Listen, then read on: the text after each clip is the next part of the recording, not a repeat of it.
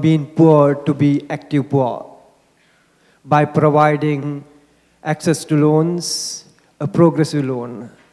So if I go back to Nepal context, if you look back into about 15 years, the type of families that we work, they didn't have even the access to, say, 1 rupee by themselves, especially by women. But the microfinance built up their capacity today that not only them, the women, but their even husbands can borrow even up to 100,000. So that's capacity that has been built by microfinance progressively to enable people to build themselves up. When we look at housing, and if we can believe that housing happens progressively, and people take one step at a time, and if that is the way to help the poor to build themselves, then microfinance becomes the channel through which we can solve the issue of housing, especially when you are talking about housing for the poor. So our experience in Nepal, especially working with the leading microfinance, has enabled us to believe that that process works best. In a context where the government of Nepal has been very comfortable of allowing the microfinance to have access to capital. And the deprived sector lending, they have the access to borrow from the deprived sector and also to provide for the poorer families. And the housing need in Nepal is more than 3 million by 2020. So the context is different, perhaps, and demanding. So if we can bring these actors who are leading in the sector in microfinance and help them with the technologies, the assistance to help people to understand how they can build houses progressively, incrementally, step by step, that's where we can really meet the two industries, the housing and microfinance, to meet together and solve a problem that will never be solved if the poor doesn't take that attitude. So our experience to this date, within the last 2 years especially, the microfinance take the lead. Microfinance take the lead to provide the capital that the poor needs to build houses. 24,000 houses have been built within 2 years, and they have taken lead for a 100,000 housing campaign to be completed by 2016. So this example, the success, help us to believe that microfinance can really help to move the program ahead. And those who are really thinking of helping the poor to improve their housing, microfinance will be the vehicle to move forward.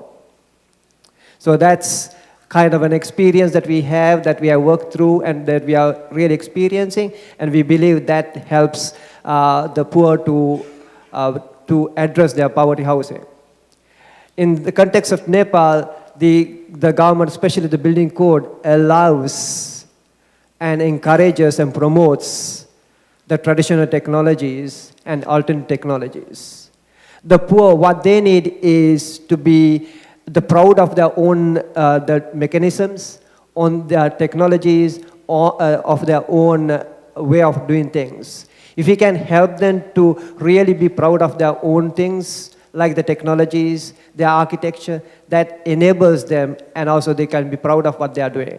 So unless and until the people who are faced with the problem really fights to come over it, the problem cannot be solved, it has been said. So we need to get the people who are really faced with the problem of poverty housing to take a lead and find a way how they can come out of the poverty cycle and to eliminate poverty housing. So that's my contribution to this. Thank you, Aruna. I certainly had some doubts, and I was going to go into the first set of questions about whether microfinance would have the answer, but you say that you had 24,000 houses built with microfinance, and it is a great experience and a great example. All right, friends, this is what's going to happen. We're going to have about 2 to 3 questions given to the panelists from my side. but we want to have a lot more time spent with questions coming from the floor. So may I just suggest that if you have questions in your mind, you could possibly take the time to articulate them. Preferably, we would like questions rather than statements. So short questions, if possible. It would be very unique opportunity to get panelists like this together. So if you have questions, please make note of them. We'll come back to you in about 10 minutes. Let me jump straight back into the question mode.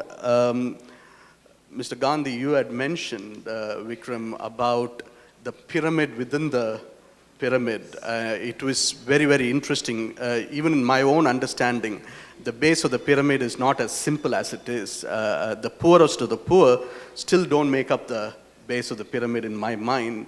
How do we deal with them, or were you alluding to that? I think what I was kind of alluding to, and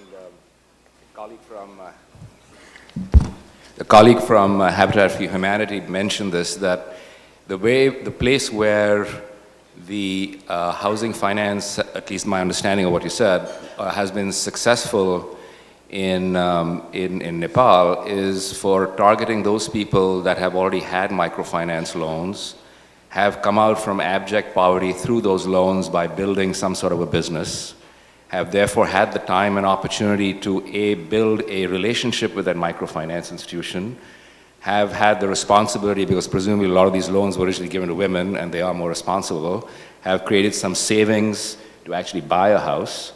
So you have to have all those places and all those kind of factors in place to actually then lend to people, to either it be for home improvement and for incremental housing, progressive housing, or even to buy something new. So what I was trying to say is that that's where, and even there in that market, and I'm a business guy, so I say market, but even in that kind of client base or poverty kind of strata, the penetration levels of microfinance are extremely low. So my only point was that to get from point A to point B is where you go after the traditional microfinance, a lot of the government programs, a lot of the programs sponsored by either the central bank or the finance ministries in various countries.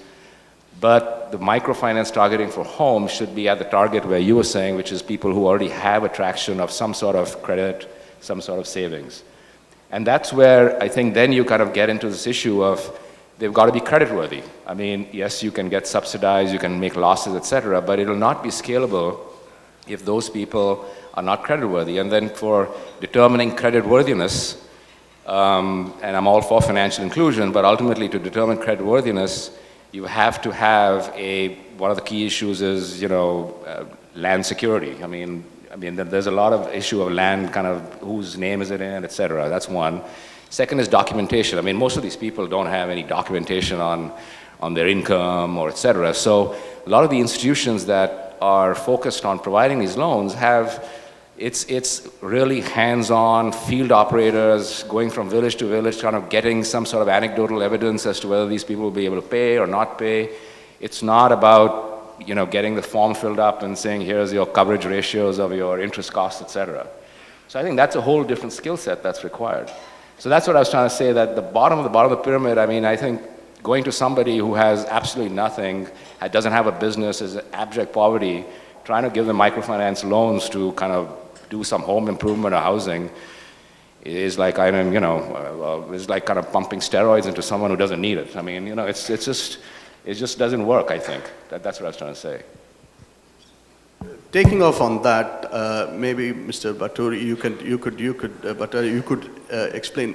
So would you agree that just microfinance for housing may not be the solution, but you may want to also look at livelihood, enterprise development, and along with that suite of products, you would want to give housing low-cost loans or something like that, or could we look at that in isolation, actually, sir? As I mentioned, I think there is no, one silver bullet, to the solution, and it takes a lot of partnerships, depending on the expertise, of various partners. That's why we believe in partnership, whether it is with the regulator or through civic organizations, and it has worked very well. You asked me, in the opening, how's the experience in Indonesia? And I talked to the head of the Habitat for Humanity, the rep for Indonesia, and I said, how's the situation there, and where's the place for Habitat for Humanity? And the answer is very simple. There is a housing backlog in Indonesia, yet there is a housing backlog in the Philippines. And nobody can do it alone. So, what he said is Habitat is seen as part of the solution because nobody can do it alone in addressing the housing backlog problem. So, we can talk about product, but there is more about, it's not a product approach, it's going to be a holistic approach because housing by itself creates its own ecosystem. It creates its own supply chain. Manila is very unique. It houses, one of the best BPOs globally. And each BPO tower creates an ecosystem. You're gonna need a restaurant. You're gonna need, a lot of things to support the workers. So the same thing with housing. Housing creates an ecosystem. You need nursery, you need schools, you need healthcare. And nobody can do it alone. You need experts who will supply the nursery. You're going to supply the house. You're going to supply the healthcare. So product is just one part of the solution. But I think the governor mentioned about that there is a limit. There is finite resources that each sector can do. So we encourage a lot of cooperation, whether it is public, private, people, civic organizations, and addressing this huge backlog and housing backlog and how to provide access to the underprivileged. This seems to be a common theme which resonates, that you can't go this alone and you will need several parties to come together, and it is very interesting. Maybe I could ask our Deputy Governor. Sir, you are also the alternate chairman of the Alliance for Financial Inclusion. Is that a Philippine alone, or is that a regional body, and is there anything you'd like to add on those points, please? Actually, the Alliance for Financial Inclusion is a network of policymakers in developing countries that have an interest in this whole area of financial inclusion. If I'm not mistaken, today we have more than 80 plus countries in all continents of the world. And the main focus or the main insight of the Alliance for Financial Inclusion is that many solutions are actually happening in developing countries. Innovations, policy innovations, private sector innovations, and that these innovations are shareable. This is very much in the spirit that no one has a monopoly of the ideas and the solutions here. In the same manner, we have experimented on quite a number of innovations here that promote financial inclusion. And we have freely shared this with the Alliance for Financial Inclusion. So, like for example, last year, we hosted more than 20 delegations from all over the world looking at our mobile banking solutions, at our microfinance solutions, and the like. So it's basically a peer learning platform. Excellent. Aruna, can you speak a little bit about these 24,000 houses, man? It really piques my interest, actually. I mean, how did it happen? Was there any other special programs or prerequisites in place to make it a success, or did it just happen? So, and are those people paying back? As Vikram would like to know. He's a banker, he can't help himself. Yeah, housing cannot, when we say housing, it cannot be taken as a standalone product. That's why we always use housing instead of building houses, the physical structure. So, like, there was a kind of base that was already set because there are so many microfinance related organizations in existence in Nepal. And basically the saving component of these, the members, the clients, are very, very high. So that's a kind of a positive point when we talk about the Nepal context. And what the microfinance couldn't believe initially was how could a small loan help to build a house, which is very expensive. So we need to come to the picture and help everybody understand if you can go incrementally, as the loans were provided incrementally, there's a kind of a common practice that both the industries could adopt. Then how could a family receiving a smaller loan amount could start? Because normally, though poor, always we have a bigger dream of a house. That's true that we need to really help to accomplish that, but that bigger dream cannot be accomplished unless they take steps, initial steps, and realistically. So the capacity of the client, how much that the person can borrow and then pay back, and with that money, what that person can build with.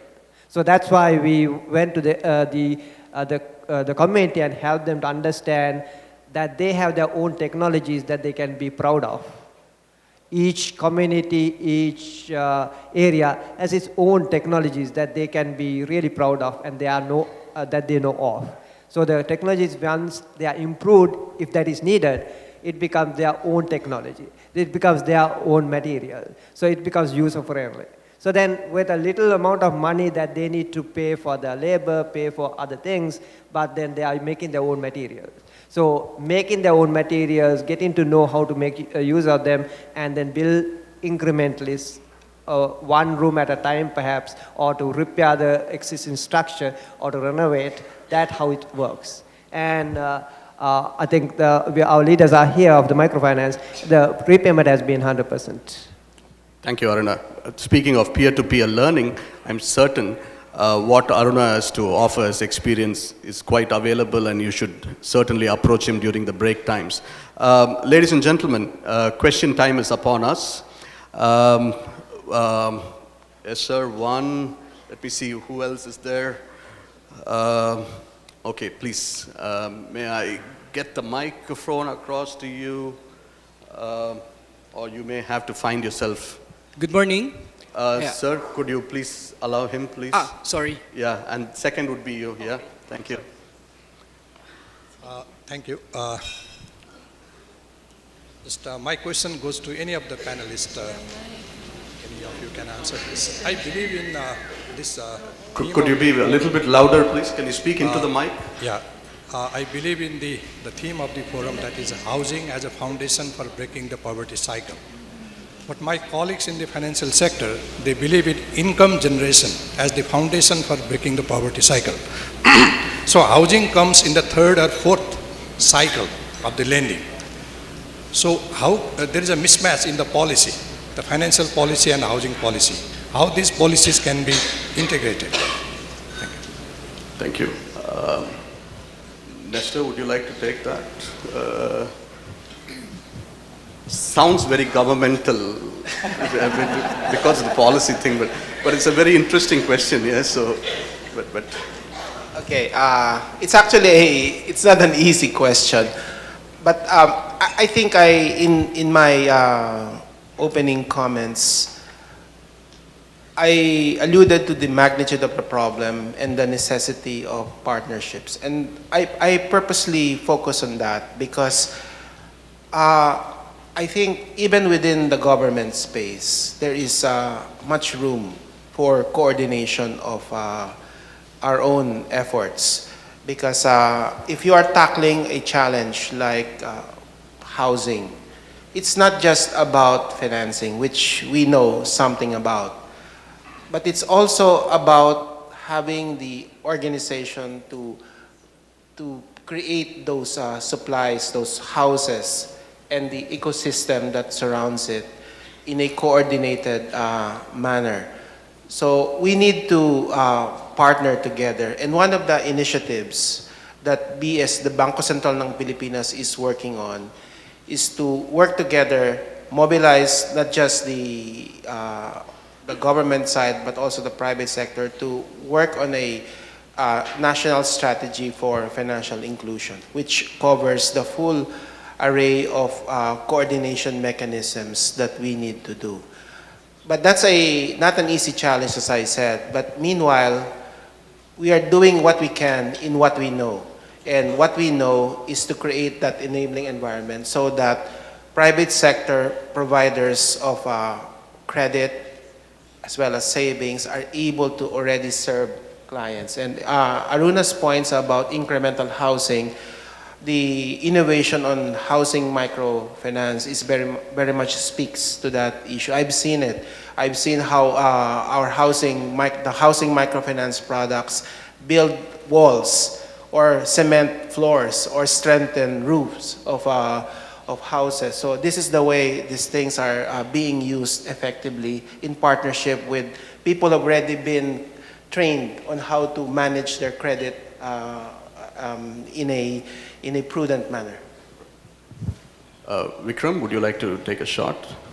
Yeah, just sure. So just bringing maybe just a slightly different perspective in terms of the public-private people partnership. I totally agree with the Deputy Governor that this would be partnerships. But again, I think in the context of those, to kind of address your question, you know, I live kind of in India right now, so talking about policy confusion among 1,000 different departments, I mean, that's the poster child of that. So, but I do think that when you're looking at partnerships in the context of this public and private, the actual, every partnership, there's typically a major partner and a minor partner. And I would argue that for the real low end or the immediate poverty thing, as the Deputy Governor rightly said, the bigger partner in that has to be the government to really facilitate and focus on policy. And as people kind of come out of that bottom end to a point where they've had some savings, some experience, etc., then you've got to start bringing in market forces. And by definition, by bringing in market forces, you are bringing the private sector in as a bigger partner. And I think that's the kind of migration from a policy perspective that needs to happen and be coordinated across departments, because you're absolutely right that that's one of the bigger issues which people need to address. Thank you. Which comes first is certainly a difficult thing. Okay, sir, the next one is yours. Thank you. My name is Ryan Tan from the Organization of Socialized Housing Developers of the Philippines. The question is addressed to Deputy Governor Nestor Espinilla. I understand that when we talk about microfinance, savings and the track record is very important to consider. And we've noticed that in terms of policy, there is little to speak of when we talk about incentivizing savings for the target beneficiaries. What have we done in terms of policy and our regulatory framework to incentivize savings? And that's the first question. And we've also noticed that the Provident Fund, Pag-ibig Fund, which is the forced savings mechanism that we have in place, have catered much on the formal sector. We haven't seen that going down, reaching to the informal sector.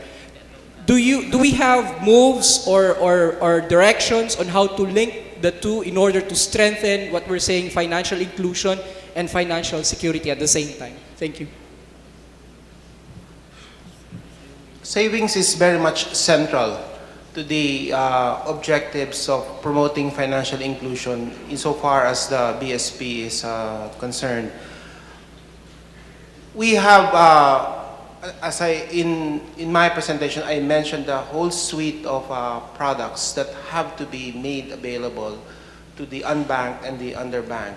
And savings is one of them. One of the key statistics which we measure our progress by is the very disturbing statistic, for example, in the Philippines, that only 2 out of 10 adults have bank accounts, for example, where they can save in a safe manner. So that's one target that we want to see grow so that in the foreseeable future, every adult should have a savings account that they can put money into and begin savings as a central point for becoming part of the financial system.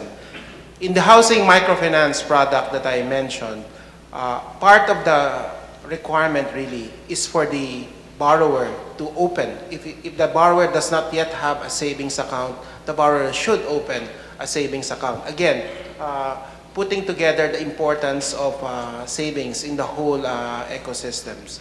And we have also created a lot of innovative arrangements that allow for example, banks to reach out. You know, Philippines is an archipelago of 7,100 islands. It's a challenge to have banking offices in as many places as possible. So we have allowed innovations that created micro banking offices. We are a pioneer in mobile banking solutions so that people can save and borrow remotely using mobile phones to access distant financial institutions. So savings, I totally agree with you, is a very important component. Our contribution to that is to make our banking system a key player in mobilizing savings, even from the poor. And we've already established that the poor can save. Give them the right products.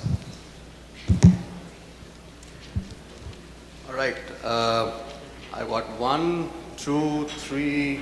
I don't see a single lady asking a question. And sir, you mentioned about women being very responsible. So, in the sense of being, yes, madam, thank you very much. A round of applause for this lady, please.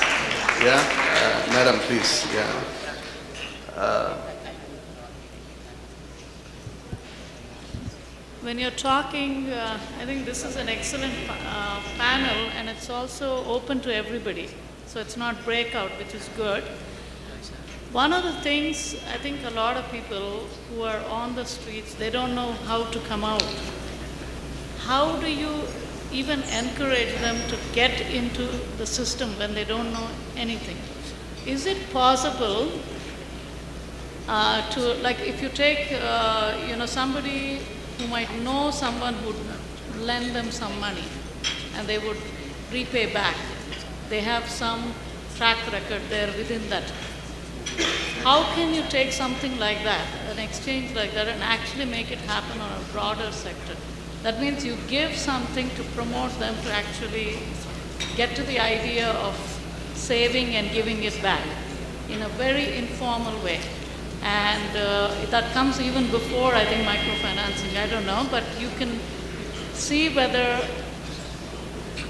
something like that would work on a very informal basis first to get them to the next level of actually being able to get some into the system slowly. That means not formally in the system, but informally first before you come formally into the system. Okay, thank you very much, madam. I think that is, in fact, the genesis and the basis for microfinance. If I understand your question, Mr. Batara, would you like to think of answering that? How do you get that informal thing into something formal? Is what she was asking. Yes. In my opening, I mentioned that Citi believes there are 3 major secular trends going on: globalization, urbanization, digitization. On the third part, digitization has brought a new way of communication. We have seen that you don't need to teach a teenager how to text to each other. They know how to do Facebook, they know how to do a lot of things. And that brings that the old ways of communication has now been transformed into digital forms. And that brings to a second thinking. If we talk to a telecommunication company and look at the ratio of their prepaid cards and postpaid, prepaid always dominates. There's a lot of prepaid mobility on mobile phones. In fact, the Deputy Governor mentioned about the penetration of bank accounts. Usually the mobile bank penetration is higher. People knows more about mobile banking, handphones, handsets, smartphones than banking. So there's a tool. There can be a lot of creative ways, more innovation on getting a surrogate income. How much do you spend in topping up your mobile phone every month, every week? That will bring, another innovative way actually on, for example, deriving a surrogate income which is quite critical in determining your capability to repay. So I think if we work together, whether it is banks, regulators, mobile phone companies, technology companies, how to bring communication together, how to bring more innovative way on assessing level of income from the traditional way, show me your payslip, then I'll give you a credit card. There's a lot of ways on determining surrogate income. So I think by being more creative and encouraging partnership, we cannot do it together. We need to be in this together. I think there's still hope. There's a lot of hope. I'm an optimist. There's always hope for the future. Thank you. Thank you. That gives me some sense of hope, at least, yes. Friends, I've got to apologize at this point of time. I have one gentleman out there, another one here, another one here, and one more there. And I've just been told there's only one question allowed. So just to tell you that it's not going to be, it's going to be a challenge. Unless there's somebody from this area, so I can totally let go of all the four who've been asking permission, and I can blame you. No? All right. All right, sir. Okay. Last question. Yeah, last question. Sorry about that. Sorry. Yeah, please go ahead. Yes. Good morning. I am Lito Mauro, and I am a faculty of Civil Engineering at FEU East Asia College. Now, the center of business is in the city, and people in the rural areas are lured to come to the city. Now, my question is, do you also do microfinancing in the rural areas so that these people will not anymore be lured to come to the city? Will the rural areas be attractive to microfinance? At least from the Philippines context, I can imagine it is not only very attractive, it is actually saturated. But formally to answer that particular question, would anybody like to take up that question? Well, sure. I mean, I think the whole genesis of microfinance actually was for rural areas. It was, as a mechanism to, as the Deputy Governor said, as a promotion of financial inclusion. The initial assumption was that urban areas have at least some form of access to finance and rural areas have none. And so the whole genesis of financial inclusion was actually to start in rural areas, and still is. In fact, if you look at the activities of most microfinance institutions, they're actually targeted much more towards the rural and semi-urban areas than the urban areas. Okay. Thank you very much. Let me once again, sort of apologize to some of the people who wanted to ask questions, but we have several more interesting sessions coming up, and certainly to the panelists, feel free to seek them out and ask questions. It will be almost a challenge to try and summarize the entire width and depth of this discussion, but one thing really stands out. This is the need for partnerships, and these partnerships not necessarily being the typical partnerships. It could be partnerships amongst very unconventional players. I think city has a very, very clear idea of what's going to happen. Urbanization, it talks about digitization and globalization. We are seeing it happen on a regular basis. I would bet my money on an organization which has been there for over 100 years and which has probably done scenario planning about what is going to exactly happen.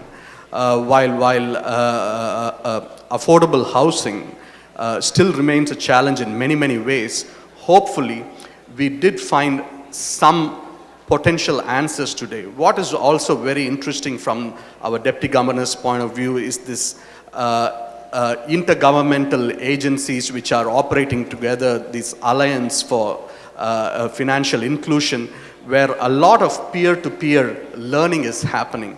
I think in the earlier panel, somebody did mention that there are solutions already available. However, the right solutions to the right people are not always accessible. Maybe this growth in peer-to-peer learning can afford us the ability to share knowledge and grow together, and certainly there is hope. Let me take, on your behalf, the opportunity to thank all our esteemed panelists. A round of applause for them, please. and thank them very much for sharing their time and their knowledge with all of us. Thank you very much.